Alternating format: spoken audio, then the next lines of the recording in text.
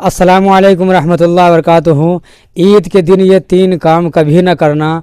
अक्सर लोग ये गलती करते हैं। वो गलती क्या है जो मुफ्ती एम कासमी साहब बता रहे समझा रहे हैं, तो आप लोग इस वीडियो को ज़रूर देखें और वीडियो पसंद आए तो वीडियो को शेयर कर दें। तो चलिए आप लोग को वीडियो दिखाते हैं, तो वीडियो को आप लोग पूरा देखें। अस्सलाम वालेकुम वरहमतुल्लाहि वबरकातुहू। ईद वाले दिन हमें 3 काम नहीं करना चाहिए और कई जगह पर बहुत सारे लोग हैं जो ये 3 काम सुन्नत समझकर करते हैं, दीन समझकर करते हैं और इसको ज़रूरी समझते हैं। वो 3 काम कौन कौन से हैं आइए जानते हैं। सबसे पहले मैं अपने तमाम ही नाज़रीन को, तमाम ही अपने मुसलमान भाइयों और बहनों को दिल की अथाह गहराइयों से ढेर सारी मुबारकबाद ईद उल फित्र की पेश करता हूँ और अल्लाह ताला से दुआ करता हूँ कि अल्लाह ताला आप सबको और मुझे भी दुनिया और आखिरत की भलाइयाँ और कामयाबियाँ अता फ़रमाए। वो 3 काम कौन कौन से हैं जो हमें ईद वाले दिन नहीं करना चाहिए। नंबर 1, हमें भूखा प्यासा ईद की नमाज़ तक नहीं रहना चाहिए। बाज़ इलाक़ों में ये समझा जाता है कि ईद की नमाज़ पढ़ने तक भूखा प्यासा रहना चाहिए, रोज़ा होता है ईद की नमाज़ तक और कुछ खाते पीते लोग नहीं हैं। तो ऐसा नहीं है, बल्कि ईद वाले दिन कुछ खा पी कर ईदगाह जाना, नमाज़ पढ़ने के लिए जाना, ये मसनून है। हुज़ूर अलैहिस्सलातु वस्सलाम ईदगाह जब तशरीफ़ ले जाते थे ईद उल फित्र की नमाज़ पढ़ाने के लिए, तो कुछ खजूरें खाकर जाया करते थे।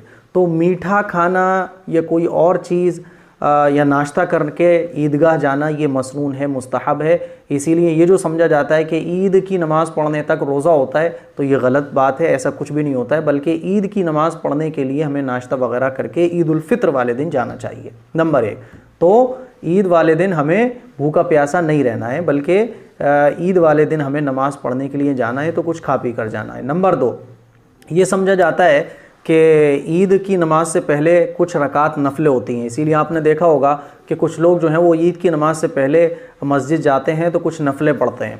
तो अगर आप मस्जिद नमाज़ पढ़ने जा रहे हैं, जहाँ भी आप रहते हैं, वह अगर इजाज़त है तो ये बात अच्छे तरीके से समझ लें कि फ़जर की नमाज़ के बाद से लेकर ईद की नमाज़ पढ़ने तक इस बीच में कोई भी नफल नमाज नहीं होती है।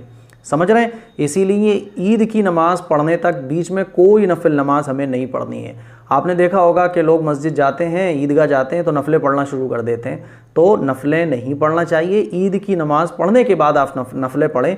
ईद की नमाज़ पढ़ने से पहले पहले कोई नफल नमाज नहीं होती है। तीसरी बात, तीसरा काम जो हम लोग करते हैं, बहुत सारे लोग करते हैं और उसको ज़रूरी समझते हैं, कब्रिस्तान जाना। ये समझा जाता है कि ईद की नमाज़ पढ़ने के फ़ौरन बाद कब्रिस्तान जाना मसनून है और कब्रिस्तान जाना चाहिए। हालांकि कब्रिस्तान जाना ये कोई मसनून नहीं है, ये सुन्नत नहीं है। हाँ, आप जाना चाहें तो जा सकते हैं, अच्छी बात है, लेकिन ये जो समझा जाता है कि ईद की नमाज़ के फ़ौरन बाद जाना चाहिए, तो ऐसा नहीं है। कब्रिस्तान आप ईद की नमाज़ से पहले भी जा सकते हैं, ईद की नमाज़ के बाद भी जा सकते हैं और ईद वाले दिन कभी भी जा सकते हैं, सेकंड डे भी जा सकते हैं, थर्ड डे भी जा सकते हैं।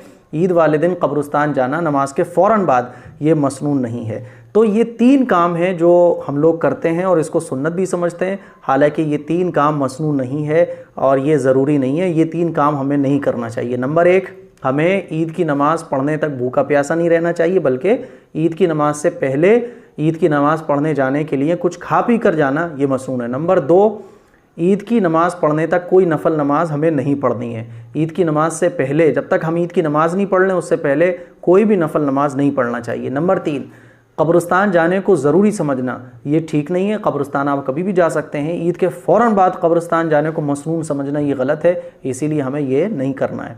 तो उम्मीद करता हूँ ये तीनों बातें आपके समझ आ गई होंगी। इस क्लिप को शेयर भी करें ताकि ये 3 काम जिसको लोग सुन्नत समझते हैं ईद की, हालांकि ये सुन्नत नहीं है। अस्सलामु अलैकुम वरहमतुल्लाहि वबरकातुहू।